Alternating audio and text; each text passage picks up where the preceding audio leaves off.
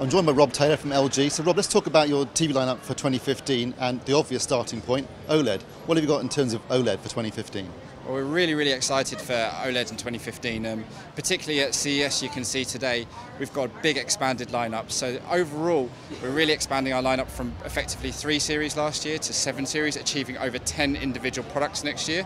You'll see OLED from us at 65-inch, 55-inch, even super large at 77-inch. Also, we'll be making available curved form factor as well as flat form factor, and we'll be introducing something called an Art Slim design concept as well. So a really good looking premium aesthetic design as well as great picture quality. So we're really trying to complete the picture with OLED next year, making it much more widely available in many different screen sizes and different design options as well. What is it about OLED that LG are placing so much emphasis upon? Well, for us, it's about securing product leadership, and we believe OLED does that. OLED is really there to provide superior picture quality versus traditional LED. If you look at all the aspects that make great picture, color, contrast, clarity, that's all what OLED delivers above and beyond anything else that's in the market currently. So for us, we're really pleased to announce that all of next year's future OLEDs as well will also contain 4K resolution, so you'll be able to watch OLED not only in superior picture quality but also with the best resolution, so marrying the two technologies together really. You mentioned Ultra HD 4K. I mean, how important is that for LG in 2015? Yeah, it's very important. So Ultra HD at 4K is a big expansion point for us, not only in OLED but also in our LED range as well. So over 65% of our lineup next year will be Ultra HD LED. So it's a big focus point for us. We'll be making Ultra HD available from screen sizes as small as 40-inch all the way up to 105-inch as well. So it's a big focus point for us. It's been a big talking point of the market, and we're really there to make Ultra HD more accessible to everyday TV shoppers now.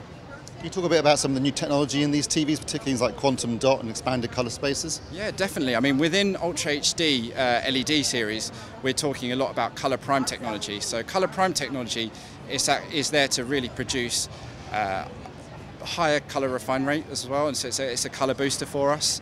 It's there to produce more vibrant colours, brighter colours as well. So particularly with quantum dot, that's achieving circa 130% over and beyond what standard LED picture quality does as well. So for us, quantum dot and both WCG, 2 parts of our colour prime technology, are big focus points for us, particularly in our high-end LED range. Is that targeted specifically a new colour standard possibly in the future? It's there really just to produce a better viewing experience and a better picture quality for our consumers and our customers. So it's there to really catch the eye and produce that, those better viewing moments, particularly if you're watching sports and movies where you're seeing potentially on a football pitch, bringing the shirt colours to life, the colour of the grass to life as well. And it adds to the actual sort of definition as well in terms of being able to see each individual colours brighter and more clearly in 4K. At your press conference this morning, Netflix were there to announce they're going to be producing content in higher dynamic range. What's LG's position on higher dynamic range? So HDR and high dynamic range is a part of our lineup for next year as well. It's going to be a focus point in terms of, again, showcasing LG's commitment to providing product leadership and also better picture experience. So HDR and high dynamic range will form part of next year's lineup as well. In terms of that's picture quality covered, yes. What about audio quality on TVs this year? Audio quality as well. We're doing a couple of cool things, a couple of innovative points, particularly on our OLED range. We'll have a model which features an integrated soundbar, which is part of the design concept. So it's there to act as a stand as well as a soundbar. Whether it's tabletop or wall-mounted, the soundbar is attached to the TV.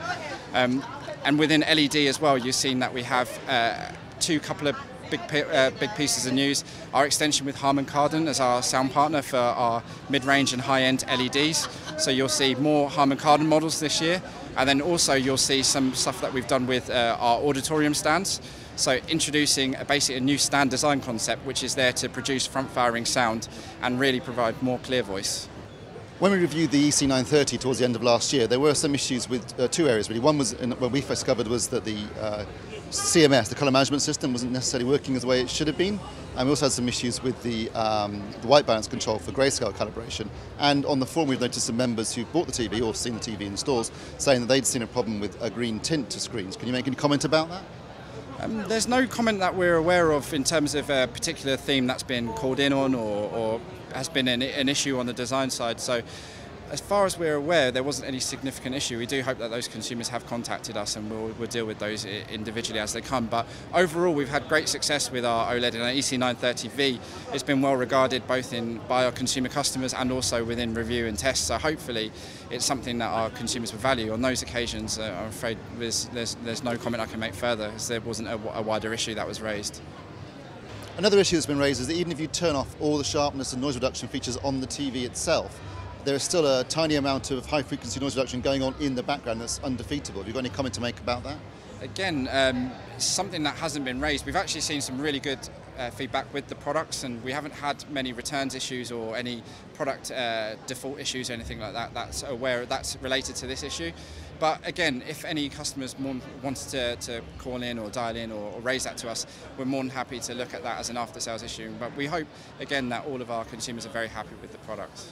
So. And in terms of the new lineup of OLED TVs, when can we expect to see them in the shops in the UK? So we'll have our first set of new OLED coming from March.